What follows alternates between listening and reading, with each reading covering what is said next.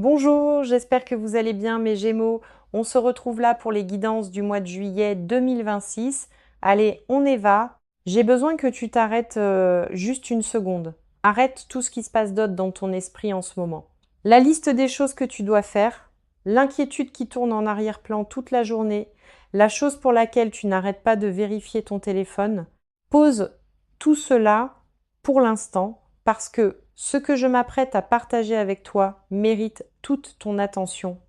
Non pas parce que je vais dire quelque chose que personne n'a jamais dit auparavant, mais parce que la combinaison précise de ce que je m'apprête à dire et du moment précis de ta vie où tu l'entends va créer quelque chose de réel, quelque chose qui bouge en toi, puis qui bouge dans ta vie d'une manière qui va te surprendre. Et je n'utilise pas le mot miracle à la légère, je l'entends dans le sens le plus concret, le plus pratique, celui du cela arrive vraiment à de vraies personnes. Un miracle n'est pas quelque chose qui défie la réalité. C'est quelque chose qui dépasse tes attentes actuelles de la réalité de manière si significative que le seul mot qui convient est miracle. Et ta réalité est sur le point de dépasser tes attentes exactement de cette façon. Maintenant, laisse-moi te poser une question honnêtement. Quand as-tu cessé d'attendre de bonnes choses? Non pas quand as-tu cessé de les espérer. Tu espères encore, sinon tu ne serais pas là. Mais quand est-ce que l'espoir est devenu quelque chose que tu fais discrètement, en privé, avec une sorte de rapport gêné à celui-ci? Comme si tu savais que tu étais censé y avoir renoncé depuis longtemps, mais que tu n'arrives simplement pas tout à fait à le faire complètement. Pour certains d'entre vous, ce basculement est survenu après une perte précise, une relation qui s'est mal terminée, un effondrement financier dont la remise s'est révélée plus longue que ne l'a compris quiconque autour de toi, une trahison de la part de quelqu'un à qui tu avais confié quelque chose d'important. Pour certains d'entre vous, cela a été plus progressif, une lente accumulation de presque, de pas tout à fait et de proches, mais pas assez proches, qui a fini par recalibrer ta base d'attente vers le bas sans que tu prennes la moindre décision consciente de laisser cela arriver. C'est arrivé, tout simplement. De la manière dont l'érosion se produit lentement, invisiblement, jusqu'à ce que tu regardes le paysage et que tu réalises qu'il a l'air complètement différent de ce qu'il était, sans que tu puisses désigner un seul moment où le changement s'est produit, quelle que soit la version, qui est la tienne, la rupture nette et précise ou la lente érosion, je veux que tu saches quelque chose d'important. Ce recalibrage était une réponse de survie. C'était ton système qui essayait de te protéger et il t'a bien protégé, mais il a aussi créé un plafond sur ce que tu t'autorises à recevoir. Et c'est ce plafond que nous démantelons aujourd'hui, ici, maintenant, dans cette conversation. Parce que voici la vérité au sujet des miracles et de la raison pour laquelle ils arrivent à certaines personnes et semblent en contourner d'autres. Ce n'est pas une question de mérite. Ce n'est pas une question de chance au sens passif et aléatoire. C'est une question de réceptivité. Et la réceptivité n'est pas quelque chose que l'on possède ou que l'on ne possède pas. C'est quelque chose que tu choisis chaque jour.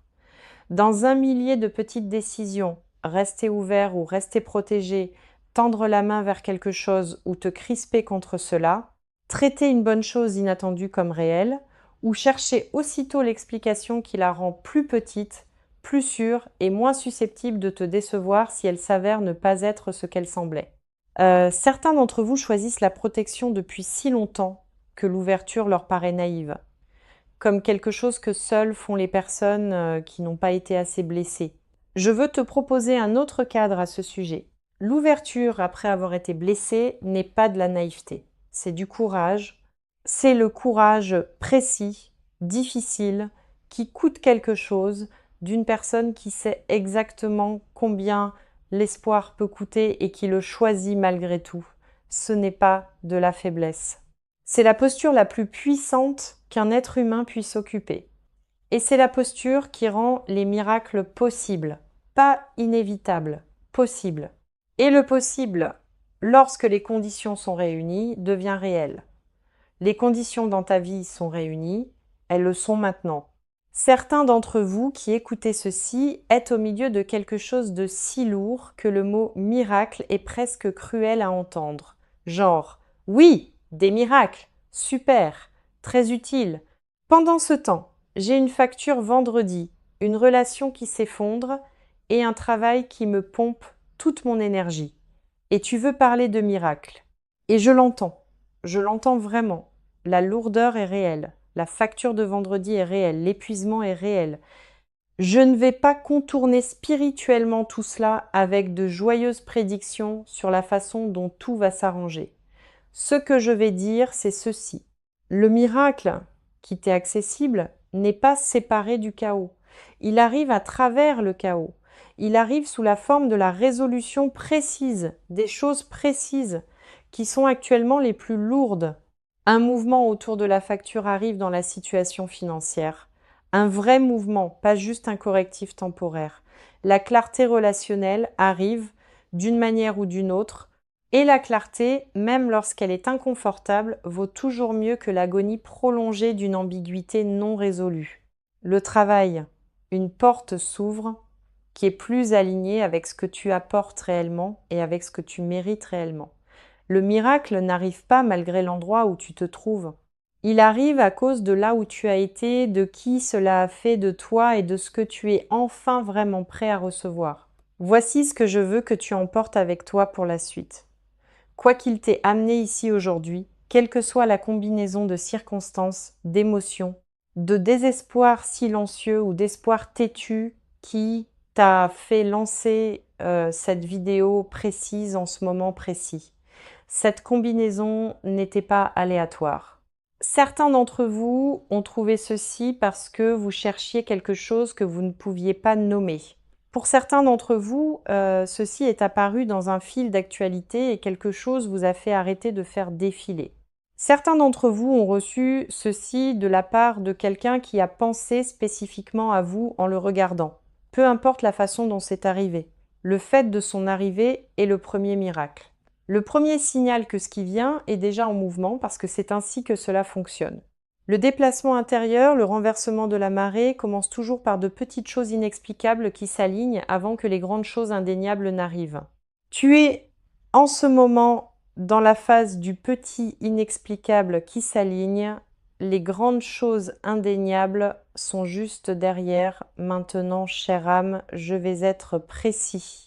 Ce dont tu as besoin en ce moment, c'est de quelqu'un qui décrive vraiment en termes concrets ce qui se dirige vers toi, afin que, lorsque cela arrivera, tu le reconnaisses immédiatement au lieu de le remettre en doute jusqu'à le réduire à quelque chose de plus petit qu'il ne l'est. Alors laisse-moi faire cela, laisse-moi décrire les miracles. Et oui, je vais continuer à utiliser ce mot parce que je pense que les situations que je m'apprête à décrire le méritent, elles qui spécifiquement, réellement, en temps réel, entrent dans ta vie. Le miracle financier d'abord, parce que pour beaucoup d'entre vous, c'est le domaine le plus urgent et le plus douloureux. Et tourner autour au profit de quelque chose qui sonne plus spirituel serait vous rendre un mauvais service. Il y a un mouvement en train de se produire là maintenant dans la dimension financière de ta vie que tu ne peux pas encore voir pleinement parce qu'il se produit dans des conversations, des décisions et des circonstances qui existent en dehors de ton champ de vision direct. Quelqu'un pense à toi dans un contexte professionnel. Une décision est en train d'être prise avec ton nom rattaché à elle. Une opportunité est en train d'être formulée qui va t'être apportée plutôt que d'exiger que tu ailles la chercher. Et parallèlement à ce mouvement extérieur, il y a un déplacement intérieur qui se produit dans ta relation avec ta propre valeur financière. Une clarté grandissante sur ce que tu apportes réellement et sur ce que cela vaut réellement. Cela va bientôt s'exprimer dans une conversation où tu demanderas ce que tu mérites plutôt que ce que tu penses qu'on te donnera. Cette conversation va mieux se passer que tu ne t'y attends. Le chiffre que tu demanderas sera accueilli autrement que la peur ne te le dit, et le résultat de cette conversation sera le début d'une réalité financière fondamentalement différente de celle dans laquelle tu as vécu. Pas légèrement améliorée, fondamentalement différente. Voilà le miracle financier. Il a un mécanisme humain. une conversation, une décision, une opportunité. Mais son timing, la manière précise dont il arrive dans ta vie précise en ce moment précis n'est rien de moins que miraculeux. Certains d'entre vous attendent une somme précise, un montant précis qui changerait tout, qui solderait la chose qui vous étouffe, qui créerait le coussin qui vous laisserait respirer, qui financerait la chose que vous essayez de construire sans ressources suffisantes. Je ne vais pas te donner un calendrier exact. Ce que je vais te dire, c'est que le chemin vers cette somme précise est en ce moment plus court qu'il ne l'a jamais été auparavant. La distance entre l'endroit où tu es et celui où tu as besoin d'être financièrement s'est réduite grâce à un travail que tu accomplis et qui n'a pas encore produit de résultats visibles. Les résultats visibles arrivent, l'accumulation invisible est sur le point de percer la surface, et quand elle le fera, sa vitesse te paraîtra miraculeuse. Même si c'est le résultat parfaitement logique de tout ce que tu as fait, reste en mouvement, continue de construire. Le miracle financier n'arrive pas à une personne assise sans bouger. Il arrive à toi en mouvement, continue d'avancer. Le miracle relationnel. Et je veux aborder celui-ci avec soin, parce que les miracles relationnels sont compliqués d'une manière que ne le sont pas les miracles financiers. Ils impliquent d'autres personnes avec leur propre timing, leur propre peur et leur propre cheminement intérieur vers ce même endroit que tu essayes d'atteindre. Le miracle relationnel qui vient pour toi est l'une de deux choses, et tu sais probablement déjà laquelle s'applique à ta situation. Soit c'est l'arrivée d'une personne, quelqu'un qui n'existe pas encore dans ta vie ordinaire ou qui en existe à la périphérie et qui va entrer dans ton monde en cette saison et te faire comprendre de manière totalement expérientielle ce que cela fait d'être aimé sans avoir à le mériter, sans avoir à te donner en spectacle, sans avoir à gérer les émotions de quelqu'un d'autre aux dépens des tiennes. Quelqu'un qui te choisit spécifiquement et qui démontre ce choix de manière constante sans que tu aies à le demander. Cette personne arrive à travers une circonstance ordinaire qui ne s'annonce pas comme l'entrée de la relation la plus importante de ta vie. Cela ne s'annonce jamais de cette façon. Cela arrive simplement et ensuite tu réalises ce qui s'est passé. Soit le miracle relationnel est un déplacement dans quelque chose déjà présent, une conversation qui se prépare depuis longtemps et qui a enfin lieu, quelque chose de non résolu entre toi et une personne précise qui trouve enfin sa résolution, pas nécessairement de la façon dont tu l'espérais, mais d'une façon qui te donne de la clarté. Et la clarté est toujours un miracle lorsqu'on a vécu dans l'ambiguïté. Certains d'entre vous attendaient qu'une personne précise dise une chose précise. L'attente a été épuisante. Ne pas savoir a été sa propre forme de douleur. Ce qui arrive, c'est la fin du ne pas savoir, une réponse. Et cette réponse, même si elle t'oblige à traverser quelque chose de difficile en même temps que le soulagement de l'avoir enfin, va te libérer d'une façon dont l'attente n'a jamais été capable. La liberté de sortir de l'incertitude est un miracle. Ne la sous-estime pas quand elle arrive. Pour certains d'entre vous, le miracle relationnel concerne une dynamique familiale. Quelque chose qui est brisé, tendu ou lourd dans ta famille depuis longtemps trouve un chemin vers la guérison. Pas nécessairement une réconciliation dramatique de film, plutôt un adoucissement, un moment où quelqu'un dit quelque chose qu'il aurait dû dire il y a longtemps, ou bien où tu dis enfin quelque chose que tu portes depuis trop longtemps, et le fait de le dire change l'atmosphère entre vous d'une manière qui te fait réaliser que le poids que vous portiez tous les deux n'était jamais nécessaire, qu'il aurait pu être posé plus tôt si l'un de vous avait été assez courageux. Le courage arrive. Quelqu'un dans ta famille devient prêt pour une conversation à laquelle il n'était pas prêt auparavant. Et cette conversation va enclencher un processus de guérison qui va ajouter à ton quotidien un type particulier de paix qui te manquait depuis plus longtemps qu'il n'aurait dû. Le miracle professionnel. Et je veux aborder celui-ci spécifiquement pour les gens qui se sentent professionnellement invisibles, qui accomplissent un travail réellement bon dans un contexte qui ne l'a pas pleinement vu, ne l'a pas rémunéré de manière appropriée, ne lui a pas donné l'espace pour devenir ce dont il est capable, l'invisibilité prend fin. Non pas parce que tu te mets soudain à mieux performer, tu performes déjà à un niveau que le contexte actuel ne peut pas contenir. Mais parce que les bons yeux sont sur le point de se poser sur ce que tu as fait, parce qu'une personne ayant la capacité précise d'ouvrir une porte précise est sur le point de prendre conscience de ton travail et d'y répondre d'une manière qui crée une opportunité qui n'existait pas pour toi. Hier. Voilà le miracle professionnel. Pas un bouleversement dramatique qui se produit du jour au lendemain, mais une seule connexion ou une seule reconnaissance qui crée une cascade d'opportunités, chacune s'ouvrant à cause de la précédente, jusqu'à ce que la trajectoire de ta vie professionnelle soit si clairement élevée que l'ancienne trajectoire ait l'air d'avoir appartenu à quelqu'un d'autre et d'une certaine manière, c'était le cas. La version professionnellement invisible de toi est quelqu'un d'autre. La version qui émerge est celle qui attendait exactement ce moment pour devenir pleinement visible.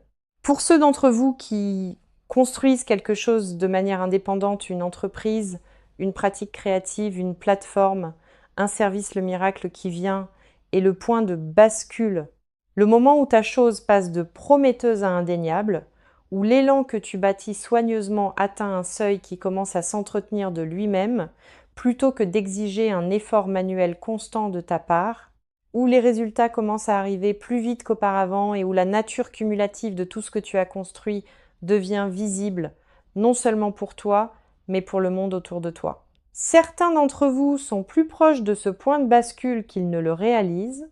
Un seul moment viral, un seul témoignage puissant, une seule personne dotée d'une large audience qui découvre ce que tu fais et le partage, n'importe laquelle de ces choses pourrait être le catalyseur. Et les catalyseurs ne s'annoncent pas. Ils arrivent simplement au milieu d'un mardi et changent la pente de la trajectoire de manière permanente. Le miracle de santé, et je l'inclus parce que pour certains d'entre vous, c'est le domaine le plus personnel et le plus urgent. La clarté arrive autour d'une situation de santé qui génère de l'anxiété. Une nouvelle meilleure que ce que la peur prédisait, un chemin qui s'ouvre sur quelque chose que tu essayes de régler et qui semblait bloqué. Ton corps est remarquable dans sa capacité à changer lorsque les conditions changent, lorsque le stress qui a supprimé son fonctionnement naturel commence à se lever, lorsque le bon soutien arrive. Lorsque la bonne information te parvient au bon moment, certains d'entre vous vont recevoir en cette saison une nouvelle médicale ou de santé qui vous fera expirer d'une façon dont vous n'aviez pas été capable depuis un moment. L'expiration arrive, laisse-la venir. Ce que je vais dire maintenant est plus important que tout ce que j'ai dit jusqu'ici parce que les miracles qui arrivent sont réels, les déplacements sont réels. Les changements qui se dirigent vers chacun d'entre vous sont réels. Mais qu'ils atteignent ou non leur plein potentiel, qu'ils deviennent ou non les versions pleines, transformatrices et permanentes d'eux-mêmes, plutôt que des arrivées partielles que l'on ramène à quelque chose de plus petit, cela dépend de ce que tu fais une fois qu'ils commencent à se manifester. Alors, je veux parler de la manière de rester dans ce que j'appellerais la fréquence des miracles. Cet état intérieur précis qui non seulement permet aux miracles d'arriver, mais garde le canal ouvert pour d'autres une fois les premiers apparus. La première chose, et je veux la dire aussi directement que possible parce que c'est peut être l'instruction pratique la plus importante de toute cette vidéo, arrête de répéter le pire scénario. Je sais pourquoi tu le fais. Tu répètes le pire scénario parce que le vivre dans ton imagination donne l'impression de réduire le choc s'il se produit vraiment. Comme si près, ressentir la mauvaise chose te donnait une longueur d'avance pour la digérer. Mais ce qui se passe réellement lorsque tu répètes le pire scénario, c'est que tu ressens la douleur de quelque chose de mauvais qui arrive sans aucune de la réalité de ce qui arrive effectivement. Tu ressens la perte sans avoir rien perdu. Tu ressens la déception sans avoir été déçu. Tu vis dans un état émotionnel négatif, entièrement généré par ta propre imagination qui travaille contre toi. Et cet état, cette souffrance chronique, autogénérée, de faible intensité, lié aux mauvais résultats anticipés est incompatible avec la fréquence des miracles parce que la fréquence des miracles exige de l'ouverture et tu ne peux pas être ouvert et crispé en même temps. Ce sont des postures mutuellement exclusives. Chaque fois que tu te surprends à répéter le pire scénario, interromps-le, pas avec une positivité forcée, juste avec un retour à ce qui est réellement vrai actuellement en cet instant. Là, maintenant, en cet instant, qu'est-ce qui est réellement vrai? En général, la réponse est quelque chose de gérable. En général, la réponse n'est pas le pire scénario. Reviens à ce qui est réellement vrai et laisse partir la répétition. La deuxième chose, et celle-ci s'adresse spécifiquement à ceux d'entre vous qui ont un schéma de sabotage des bonnes choses lorsqu'elles arrivent. Connais ton schéma et nomme-le avant que le miracle n'arrive.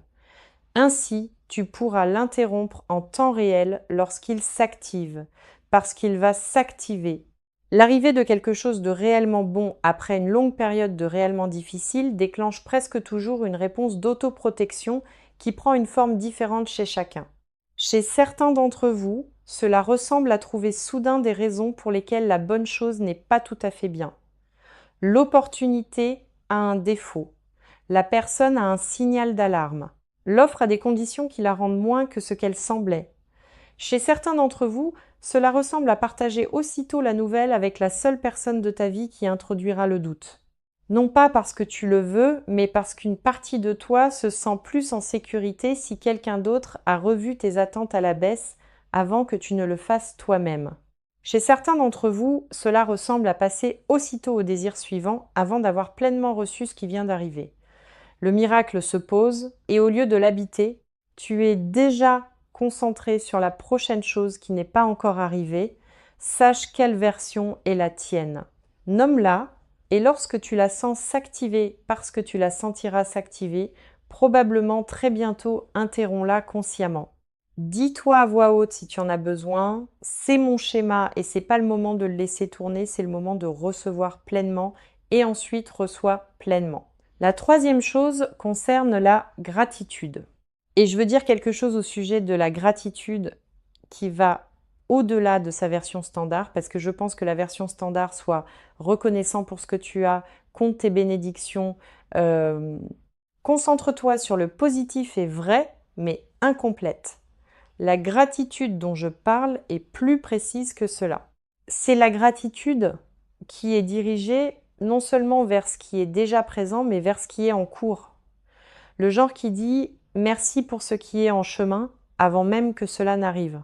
Non pas parce que tu essaies de manifester quoi que ce soit par la force de la pensée positive, mais parce que l'état de reconnaissance authentique pour ce qui est en cours crée une ouverture intérieure précise, qui est neurologiquement, fonctionnellement incompatible avec l'anxiété. Tu ne peux pas être authentiquement reconnaissant et authentiquement anxieux en même temps. Ils occupent le même espace neuronal et l'un déplace toujours l'autre. Alors quand l'anxiété celle de savoir si le miracle est réel, s'il arrive vraiment, si tu te prépares à une nouvelle déception commence à monter, va chercher une gratitude précise et authentique pour ce qui est en cours. Le déplacement financier en cours, le miracle relationnel en cours, l'ouverture professionnelle en cours, la clarté de santé en cours. Remercie ces choses de venir avant qu'elles n'arrivent, non pas comme un rituel magique, mais comme un état d'ouverture authentique, ancré, choisi, et regarde ce que cela fait à l'anxiété. Regarde-la perdre son emprise. Regarde l'espace qui s'ouvre. Cet espace, c'est là que les miracles se posent. La quatrième chose que je veux dire concerne les gens autour de toi durant cette saison. Et je veux le dire clairement parce que je pense que cela compte énormément. Sois sélectif sur les personnes avec qui tu partages tes miracles dans leur premier stade. Non pas parce que tu devrais être secret, ni parce que le doute des autres a un pouvoir littéral sur tes circonstances, mais parce que les premiers stades de tout miracle, de tout déplacement positif significatif, sont fragiles d'une manière particulière. Non pas parce qu'ils ne sont pas réels, mais parce qu'ils n'ont pas encore produit assez de preuves pour être immunisés contre le doute. Et lorsque tu partages quelque chose à son stade précoce et fragile avec une personne qui a son propre rapport non résolu à l'espoir, quelqu'un qui a été assez blessé pour que les bonnes nouvelles des autres activent, et inconsciemment son propre chagrin, le doute de cette personne peut se frayer un chemin dans ton propre état intérieur et ajouter des parasites à un signal qui était clair un instant plus tôt. Il ne s'agit pas de te protéger des mauvaises personnes. La plupart des gens qui pourraient ajouter du doute à ton miracle sont des gens qui t'aiment sincèrement. Ce ne sont simplement pas les bonnes personnes pour les premiers stades. Donne à ton miracle le temps de développer des racines avant de l'exposer aux intempéries. Laisse-le devenir solide dans ta propre expérience d'abord. Les gens qui célébreront pleinement, sans complications, seront toujours là quand ce sera pleinement réel. Partage-le avec eux à ce moment-là. Et la dernière chose, celle que je veux te laisser alors que nous clôturons cette conversation, concerne ce qui se passe le lendemain matin de l'arrivée du miracle. Parce que je pense que le lendemain matin est sous-représenté dans toutes les conversations sur le changement de vie positif. Le miracle arrive, le déplacement se produit, la nouvelle financière arrive, la relation se clarifie, la porte professionnelle s'ouvre, la nouvelle de santé rassure et tu le ressens pleinement, la joie, le soulagement, ce sentiment de c'est réel et j'y suis que tu attendais. Et puis tu vas dormir. Et le lendemain matin, tu te réveilles et pendant quelques secondes, dans cet espace à moitié endormi avant que la conscience n'arrive pleinement, tout semble normal. Et puis tu te souviens et cela te frappe à nouveau. La bonne chose est arrivée. Le miracle est réel. C'est ta vie maintenant. Et cette seconde vague, la vague du lendemain matin, cette confirmation que c'est toujours vrai à la lumière du jour, c'est l'une des expériences les plus discrètement extraordinaires accessibles à un être humain. Le miracle qui se confirme lui-même dans la lumière ordinaire du matin, la bonne nouvelle qui a survécu à la nuit et qui est exactement aussi réelle et aussi bonne dans la froide réalité pratique d'un nouveau jour qu'elle l'était dans la chaleur de l'instant où elle est arrivée, cette confirmation vient pour toi. La vague du lendemain matin est en chemin. Et quand elle te trouvera, quand tu te réveilleras, te souviendras et que ce sera toujours réel, je veux que tu t'autorises pleinement à le ressentir complètement, à ne pas passer aussitôt à ce qui doit arriver ensuite, à ne pas commencer à planifier, gérer et exécuter avant d'avoir habité le miracle ne serait-ce qu'un seul matin entier. Laisse simplement ce matin être ce qu'il est. Une preuve, une confirmation, l'univers qui tient parole, le miracle qui est arrivé, ta vie qui a changé, toi, la personne précise qui a lancé cette vidéo, qui est arrivée de l'autre côté de la saison difficile, quelle qu'elle ait été, et qui mérite complètement, sans question, sans condition, chaque belle chose que l'autre côté se révèle contenir. Ne sois pas surpris, mais sois quand même émerveillé, parce que tu as tous les droits de l'être. Si quelque chose a bougé en toi durant ceci, si quelque chose s'est déplacé même légèrement dans la façon dont tu tiens ce qui est possible pour ta vie, écris « Je suis prêt pour mon miracle » dans les commentaires, maintenant, pas comme un souhait, comme une déclaration. Parce qu'il y a une différence entre souhaiter quelque chose et se déclarer prêt à le recevoir. Et cette différence change tout. Et dis-moi, quel est le miracle que tu appelles à toi en ce moment? Dis-le précisément. Dis-le à voix haute dans les commentaires parce que la chose que tu es prêt à nommer publiquement est la chose que tu es réellement prêt à recevoir. Et quelqu'un d'autre en train d'écouter ceci en ce moment a besoin de lire ton miracle précis pour croire au sien. Ton commentaire compte plus que tu ne le sais. Si c'est ta première fois ici, abonne-toi maintenant avant de fermer, parce que cette chaîne est l'endroit où de vraies conversations sur la vraie vie ont lieu régulièrement. Et la prochaine vidéo est déjà en chemin pour te trouver. Écris « Je suis prêt pour mon miracle ». Dis-le comme si tu le pensais vraiment. On se retrouve dans les commentaires.